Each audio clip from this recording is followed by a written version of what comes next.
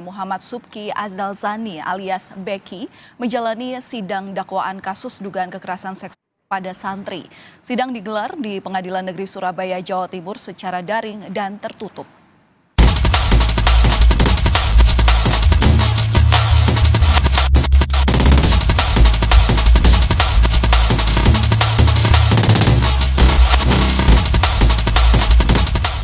Beberapa waktu yang lalu publik dihebohkan atas kasus MSAT yang dikabarkan melakukan pencabulan terhadap beberapa santriwati Ponpes Sidikiyah, Ploso, Jombang, Jawa Timur.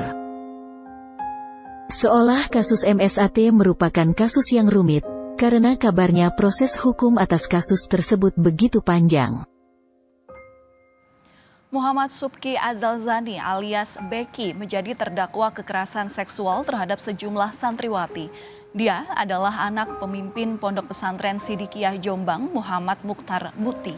Setelah beberapa korban melaporkan adanya kekerasan seksual yang dilakukan oleh Beki, penanganan kasus ini lantas diambil alih oleh Polda Jawa Timur. Operasi penangkapan Beki sempat diwarnai kericuhan karena pendukungnya menghalangi petugas kepolisian.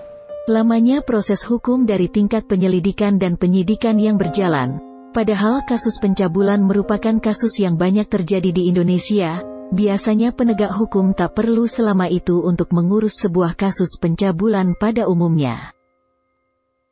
Dilansir dari jawapos.com, tiffanynews.com, detik.com, kompas.tv pada tanggal 7 Juli tahun 2022 sekitar pukul 7 waktu Indonesia Barat, Polda Jatim sampai harus menurunkan personil lengkap yang kabarnya berjumlah ribuan personil ke Ponpes Sidikiyah hanya untuk melakukan penangkapan terhadap satu orang MSAT saja.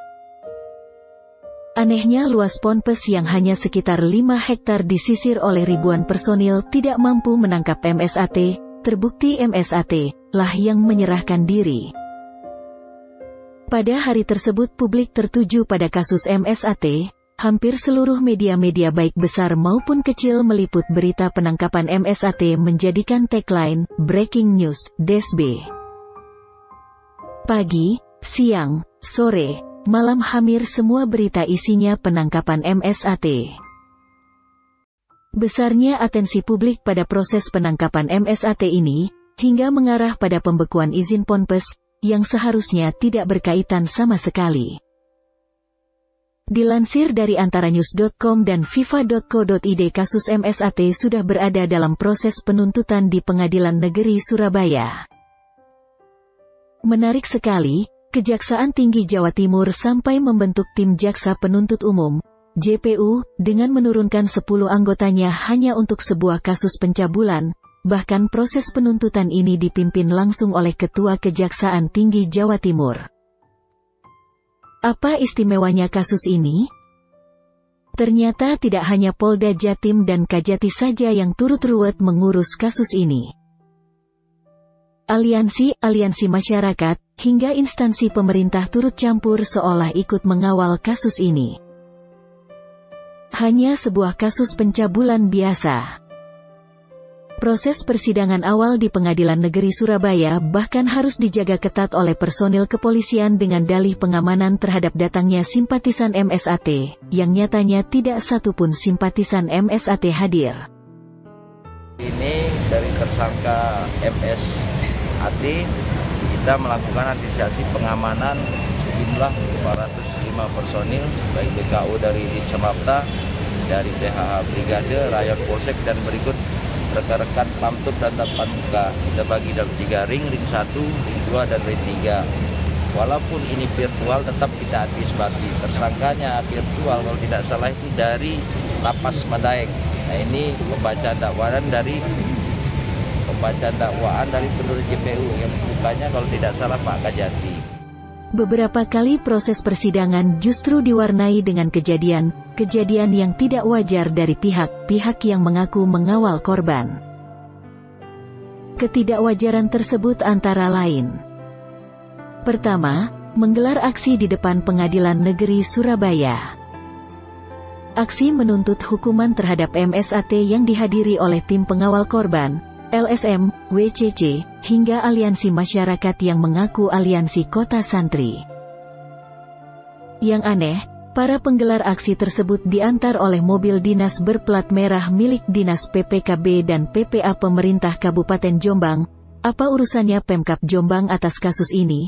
Sejak kapan instansi pemerintah bisa ikut campur dalam proses aksi seperti itu? Sejak kapan mobil dinas bisa dipinjam atau disewa untuk kepentingan pribadi? Apa Pemkab Jombang kecolongan dalam hal ini? Kedua, menggelar podcast di salah satu ruangan di Pengadilan Negeri Surabaya. Kabarnya ruang tunggu anak di Pengadilan Negeri Surabaya digunakan untuk podcast oleh tim pengawal korban, bahkan turut dihadiri bersama oleh LSM dan Kementerian Perlindungan Perempuan dan Anak (PPA). Aneh sekali seolah Pengadilan Negeri Surabaya turut memfasilitasi hal tersebut. Bagaimana bisa ruangan pengadilan digunakan secara khusus dan privat tanpa sepengetahuan dan izin dari pihak pengadilan? Kabarnya pihak pengadilan melalui Humas Pengadilan Negeri Surabaya menyampaikan merasa kecolongan atas kejadian tersebut. Mudah-mudahan Pengadilan Negeri Surabaya bisa lebih ketat mengawasi jalannya proses sidang MSAT. Beberapa kali saksi dari JPU telah dihadirkan dalam proses persidangan, namun hingga saat ini belum ada satupun seorang saksi yang mampu menjelaskan dengan detail peristiwa hukum yang disangkakan kepada MSAT. Malah menurut penasihat hukum, PH, MSAT, beliau sempat menyebut saksi korban MNK, inisial, membuka kancing bajunya sendiri, lah itu diperkosa apa menawarkan diri? Mayoritas saksi menerangkan jika ia mendapat cerita dari orang lain, bukan melihat dan mendengar secara langsung sendiri, bahkan seorang kuasa hukum korban juga ikut-ikutan menjadi saksi. Lucu sekali. Dengan kata lain, belum ada satupun saksi yang memiliki kevalitan atas peristiwa hukum yang disangkakan kepada MSAT. Padahal untuk membuktikan sebuah peristiwa hukum khususnya pidana haruslah ada minimal 2 orang saksi yang valid. Yang menjadi menarik adalah terdakwa MSAT sempat mengusulkan kepada majelis hakim agar para saksi melakukan sumpah muhabalah, namun para saksi enggan menanggapinya. Hal ini menjadi mencurigakan, karena katanya santri tapi diajak sumpah tidak beran. Lah kenapa? Apa takut salah? Apa takut dosa? Apa tak takut kualat? Apa takut yang lain? Padahal seorang santri kan paham betul tentang ajaran agama, kenapa sekedar sumpah saja tidak berani? Seorang kuasa hukum korban yang bersaksi dalam pemeriksaan saksi JPU. Sungguh aneh dan kami pikir memalukan sekali, seorang kuasa hukum selayaknya menjadi pembela dalam sebuah perkara. Pembela yang dimaksud adalah mencari, mengumpulkan serta menyajikan bukti untuk mendukung sebuah fakta atas peristiwa hukum yang terjadi. Kalau membantu dengan bekerja sama dengan JPU dalam membeberkan fakta masih masuk akal, karena tujuannya membela korban. Tetapi membela dengan cara menjadi saksi atas proses penuntutan merupakan bentuk ketidakpahaman seorang kuasa hukum dalam mencermati proses hukum, khususnya dalam KUHP. Orang biasa saja paham kalau seorang saksi itu ya harus melihat dan mendengar suatu peristiwa hukum itu dengan sendirinya. Nah, kalaupun seandainya dia melihat dan mendengar peristiwa hukum tersebut, seharusnya ia melepaskan dirinya dari tanggung jawabnya menjadi seorang kuasa hukum sebelum bersaksi. Dia seharusnya juga tahu jika menjadi seorang saksi di hadapan persidangan haruslah bersumpah menurut agamanya terlebih dahulu. Jadi dia seharusnya memahami dengan matang arti menjadi seorang saksi dengan kuasa hukum di proses persidangan itu jelas berbeda jauh sekali. Advokat adalah profesi mulia. Seorang advokat harus tunduk pada kode etik dan UU sebagai dasar dalam membela seseorang. Dengan menjadi saksi di hadapan persidangan jelas kuasa hukum tersebut tidak memahami sama sekali kode etik dan KUHP yang berlaku. Namun sesungguhnya aneh pula, karena JPU lah yang menghadirkannya dalam proses persidangan, apa JPU tidak cermat? Atau mungkin JPU kekurangan saksi? Atau mungkin karena suatu khilafan JPU? Sampai seorang kuasa hukum dihadirkan menjadi saksi? Yang tahu hanya JPU. Mayoritas saksi menerangkan, katanya. Mayoritas saksi dari JPU tidak melihat peristiwa secara langsung. Mereka menerangkan mendapat cerita dari pihak lain. Jadi bisa dibayangkan waktu mereka bercerita di persidangan, sudah panjang, lebar, dan luas, waktu ditanya balik. Apa saudara melihat peristiwa itu? Mereka bilang, katanya. 1000 orang pun bisa dihadirkan kalau katanya. Terus ini valid gak ya keterangannya?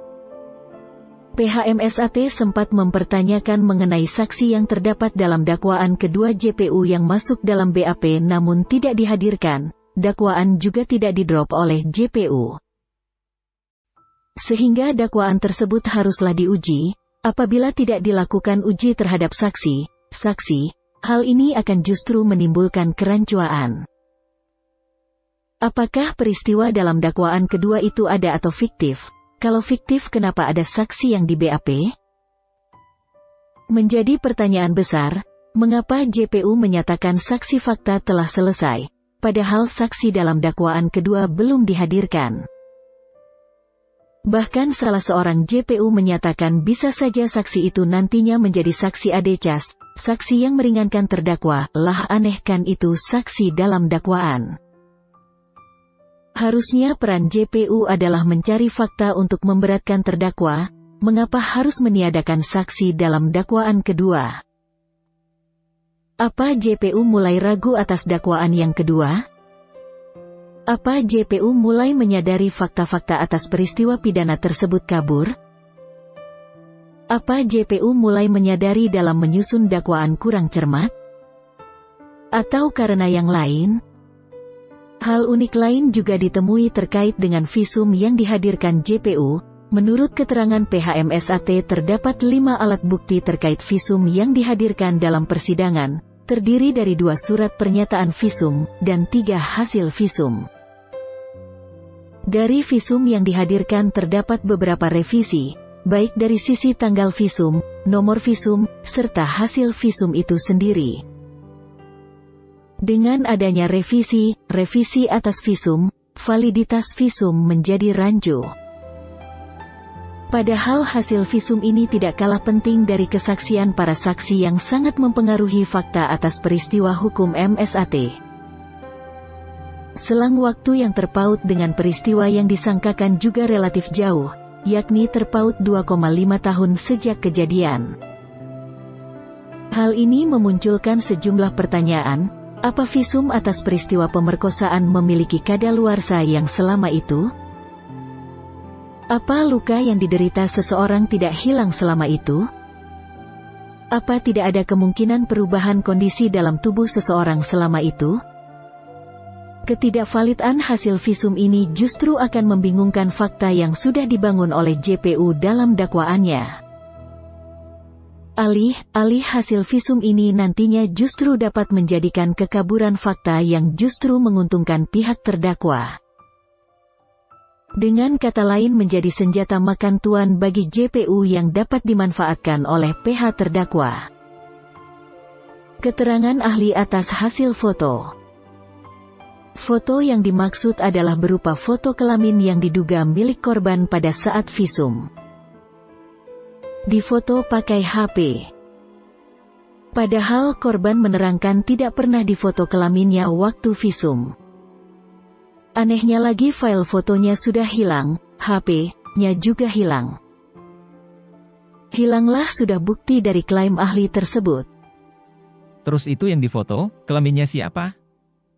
Kita ulang sekali lagi. Kondisi di luar persidangan. 1. Personil polisi siap, simpatisan MSAT tidak hadir. 2. Aksi di depan PN Surabaya pakai mobil dinas plat merah. 3. Podcast di salah satu ruangan PN Surabaya. Kondisi di dalam persidangan. 1. Korban bersaksi buka baju sendiri. 2. Kuasa hukum jadi saksi. 3. Saksi yang dasarnya, katanya. 4. JPU menolak menghadirkan saksi dalam dakwaan kedua. 5. Hasil visum yang rancu. 6. Foto kelamin yang diragukan keasliannya. Cukup sekian pembahasannya. Kalau ada yang menemukan dan menambah fakta-fakta lain dibuka selebar-lebarnya dan seluas-luasnya. Sekian dan terima kasih.